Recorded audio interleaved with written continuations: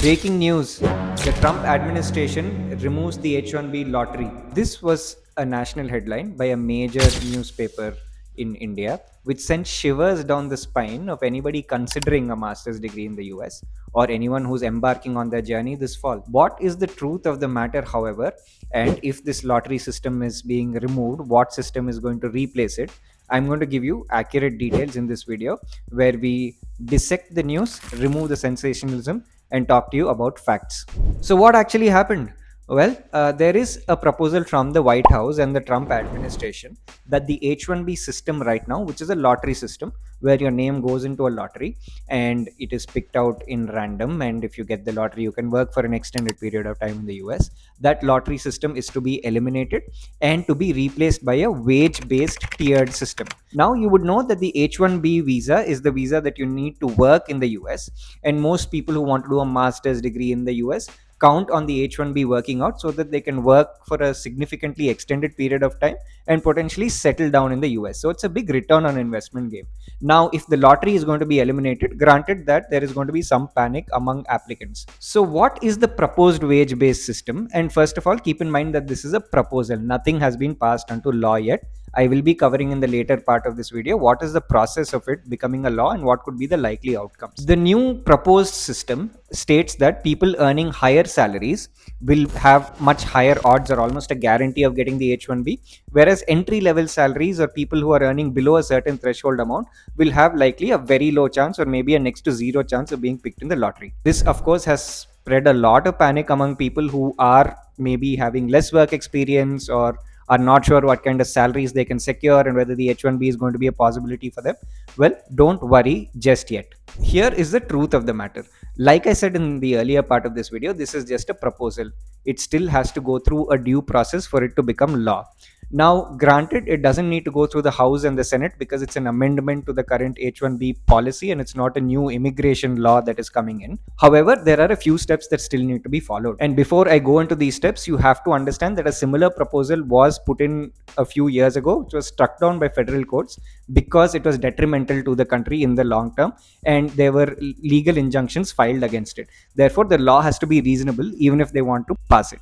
Here are some ground truths. Number one, once the White House or the Trump administration wants to put forth these slabs, it has to be put through for public opinion and then it has to go through without being challenged in federal courts. Second thing is these salary slabs have not even been proposed by the Trump administration themselves. So we do not know what salary tiers are going to come through.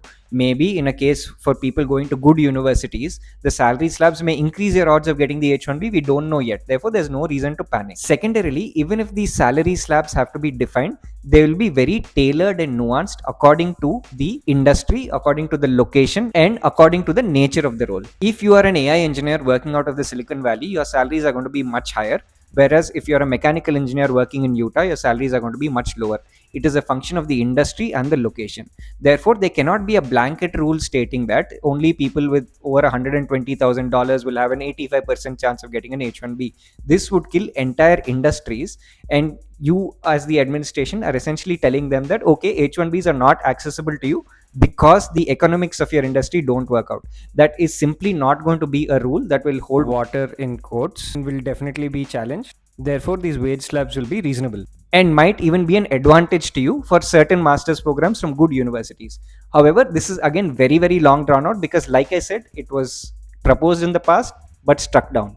Another factor you have to keep in mind is that earning $120,000 in San Francisco or the Silicon Valley will give you a very similar lifestyle to earning maybe 90 or 95,000 in Minnesota or any other place. Therefore, salaries vary greatly, just like they do in India when you're living in Mumbai versus Bhubaneswar. Hence, a blanket rule is not going to be possible, so don't panic. Okay, so we're discussing wage tiers and salaries. You should know that masters in computer science grads, masters in data science grads, masters in AI and ML grads are making the maximum amount of money in the US for the last few years. If you want to understand how to crack these top programs, the timelines involved, how admissions committees evaluate profiles, and some insider details on how you can elevate your profile, you can sign up for our webinar, the link for which is in the description, for absolutely free. The details of this webinar will be popping up all over the screen. Look, if you are considering a master's in the US, a lot of media outlets are going to target you with this sort of news, and there are going to be negative headlines without the actual truth being revealed. because you are going to click on them. We did a similar video about a few months ago that you can access by clicking right here, where we talked about the elimination of the OPT, which was sensational news because a senator, Paul Gosar, proposed this. All news channels said that the OPT is going to be eliminated and it was doom and gloom for Indian students. And we did a video saying that this is something that is not even going to be brought to discussion. Forget about being passed in the House and the Senate. And that video still holds true. Nothing has changed. Over the last 8 months of this administration, not a single policy has passed with regards to this. So let's calm down and think rationally at this point in time. I hope you found this video useful. If you did, please share it so that people are getting accurate information, and like, share, and subscribe to this channel so that you have a source of great information available to you at all times.